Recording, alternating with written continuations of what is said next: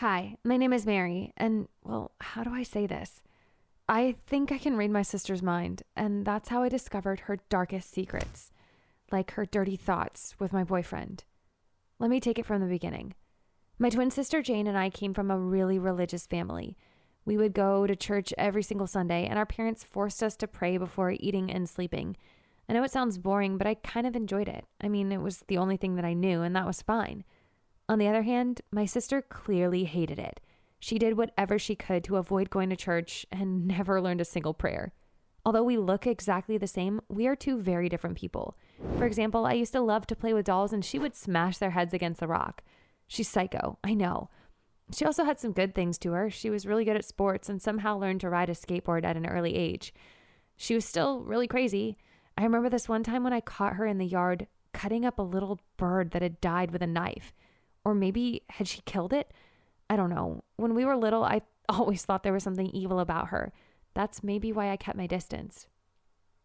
That all changed when we were 10, when we suddenly discovered our special ability. We could read each other's minds. We were taking a test in math class, and I started to pray so hard because I hadn't studied at all. I asked God to help me, and he didn't answer back. But Jane did, all the way from her seat across the room without moving her lips. She was reading my thoughts, and I was reading hers. It was crazy, and I could hardly believe it. We both definitely failed that exam, but it didn't matter. We found something out way more important. That supernatural connection brought us closer as sisters for the first time. She was still the impulsive little girl, and I was the good and obedient child, but we became best of friends because we shared something nobody else could have. Telepathy, or as we call it, twinlepathy, has its own rules. We couldn't read the other person's thoughts unless they gave us permission. Basically, it works like AirDrop for iPhone. But that didn't stop us from having fun. We were always trying to freak people out with our powers. Like this one time we made the whole class think that Jane was a magician because she could always guess the card that I chose from the deck. That was way too easy. We were always up to something, and Jane and I turned out to be absolutely inseparable. That is, inseparable until that one night at camp. We were 14, and our parents sent us to a Christian camp. And just for the record, the last thing you do in those camps is pray. Just imagine all these hormonal and repressed teenagers trying to take advantage of the little bit of freedom in the summer to have some fun, obviously in secret. Well, it was all fun and games until one night I was sleeping when I woke up with a call for help.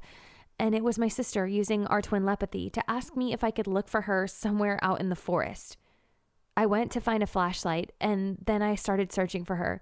And when I found her, she was covered in mud, and her clothes and her hair were all dirty, and there were leaves everywhere.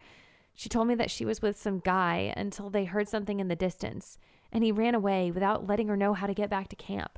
She didn't tell me anything else, even though I know exactly what she was doing, but she wouldn't let me read her mind about it. I knew she was hiding something. When we got home, everything was normal for like 2 weeks, until then it wasn't.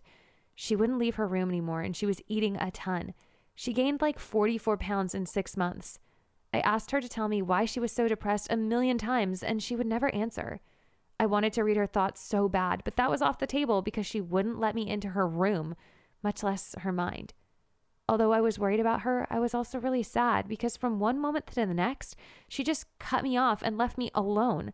I missed her, and I kind of hated her a little bit at the same time. 3 years passed, and things started to change. Jane got skinny again, but was always alone. She wasn't interested in boys, her grades, or anything. Her only hobby was being in her room or running away in the middle of the night to God knows where. We hardly spoke when we passed each other in the bathroom or even in the living room. It was really sad. I was doing okay, though. My grades were excellent. I had my own group of friends and a really handsome boyfriend.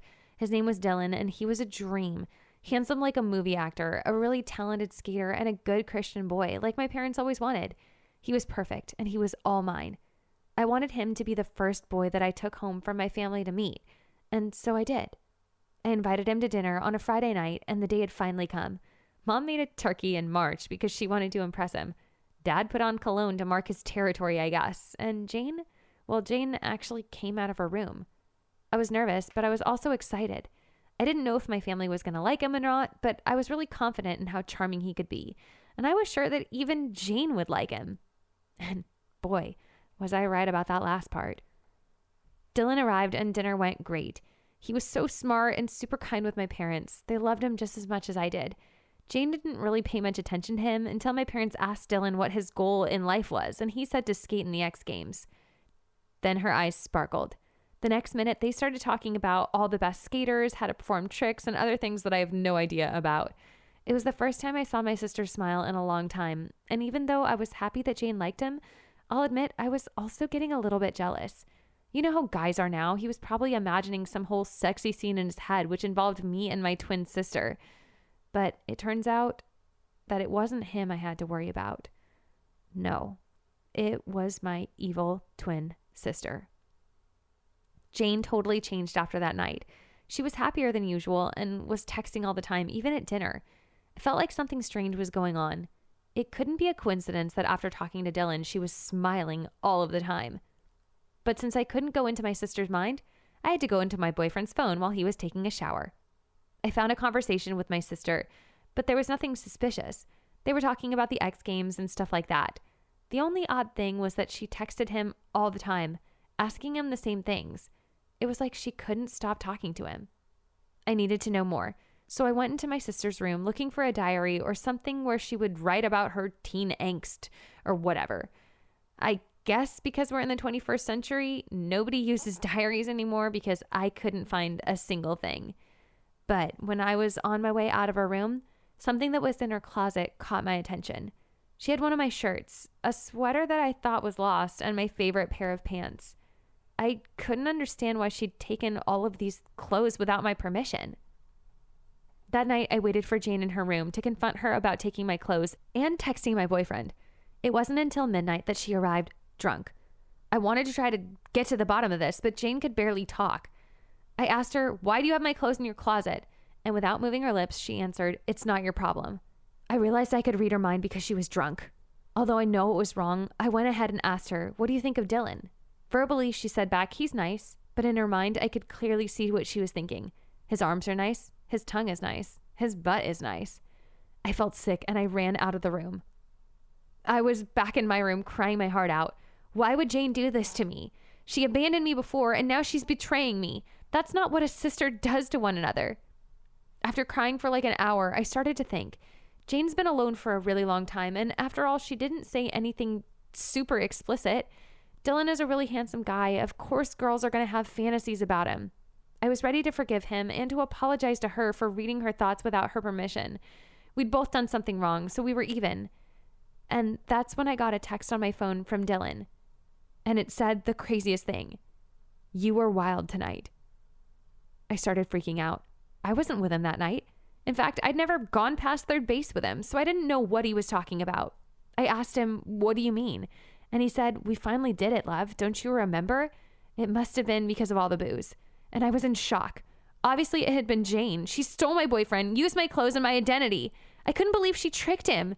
I went into her room, and even though I wanted to kill her, I just burst into tears in front of her bed, asking why she would do this to me, why she was such an evil person. I couldn't even imagine what a sick psycho would do something like that. She just watched me from her bed with her eyes watery, and she finally took my hand and gently put it on her head. She was trying to tell me something using telepathy. And finally, after listening to everything going through her mind, it made a little bit of sense.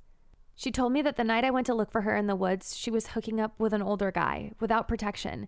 And a few weeks later, she found out she was pregnant. She had to hide it because my parents would have killed her if they found out. So she began to eat all the time, so everybody would think she was just fat and not pregnant. Well, pregnancy also, I guess, made her hungry. She told me that she ran off to have the baby at a clinic in secret and then gave it up immediately for adoption. She thought it wouldn't affect her, but it hurt so much that she no longer allowed herself to feel anything for anyone. That is, until Dylan arrived. According to her, he was the only thing that made her feel alive since then. And even though she knew it was wrong to go after her twin sister's boyfriend, she had to do it to remind herself what love felt like. At last, I understood why my sister had changed so much. She didn't abandon me. I abandoned her in the most painful moment of her life. We just hugged each other and cried until we fell asleep in the same bed. But the next morning, I woke up alone. I searched all over the house and she was nowhere to be found. I went back to my room and saw a lot of my clothes on the floor, like someone had packed in a desperate scramble. Yesterday marks 3 months since Jane left without notice. She ran out of our lives, leaving my dad hopeless and my mom heartbroken. Mom keeps trying to put posters up looking for her. I don't think she's missing. I think she disappeared by her own volition. And Dylan, well, I never wanted to look at his face again. And it turned out that he didn't text me back anymore for some reason. So that wasn't going to happen anyways. A couple of days ago, I tried to open a TikTok account with my name, and the app said that the username was already taken. I looked up the user, and there was my twin sister, the one who stole my boyfriend, my identity, and the name of my TikTok account. She probably convinced Dylan to run away with her, and that's why he won't text me anymore. And I'm sure all of those tales of her alleged pregnancy are false, and she only used them to get away with this. I don't even know what to believe from her anymore. Maybe soap operas are real, and evil twins do exist.